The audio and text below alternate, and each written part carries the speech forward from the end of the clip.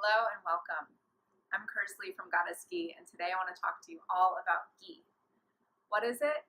What is it made from? And how do we use it in the kitchen? So first, what is ghee? Ghee is essentially pure butter oil.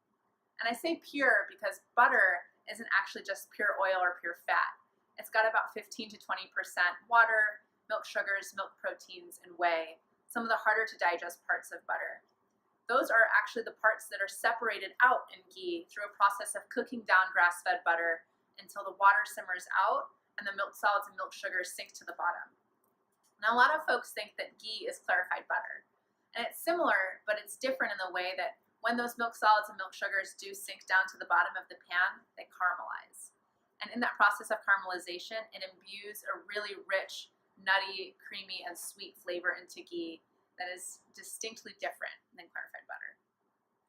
Something that's also different about clarified butter than butter or ghee is that ghee has a much longer shelf life. Because all of the water is simmered out, you can actually leave ghee in a shaded, closed, cool pantry for up to a year before anything goes bad, or butter or clarified butter will go rancid much more quickly. So how is ghee made, and why do we always choose grass-fed butter?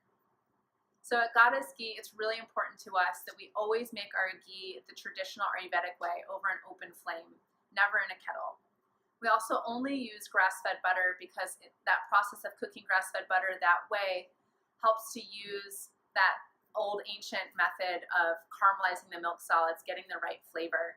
And grass-fed butter is just much more nutritious and a healthier option for both our bodies and for the cows.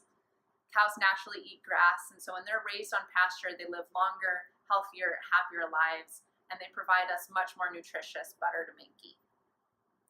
So finally, the fun part. How do you use ghee? Well, ghee has a smoke point of 485, so you can fry it, sear with it, put it in the pan or roast with it. Any way that you would use any other oil or butter to cook, you can use ghee. And it's also amazing as a substitute for any other baking oils. We just do a 1-to-1 substitution with any oil or butter, and you can substitute ghee. And again, the 485 smoke point means it's not going to burn if you have a high temp cooking situation going on in a pan. Let's say you're searing meat or you want to fry some vegetables in the oven at 450.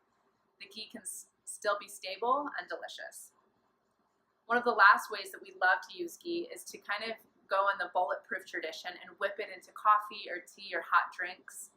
It makes any hot drink frothy, creamy, and it gives you really rich nutrition to have a long day of energy without much to digest. So I hope all that information was really helpful for y'all. And if you want to catch any more information or learn more about some of the other blends of ghee that we have, visit our website at www.goddessghee.com. Thank you.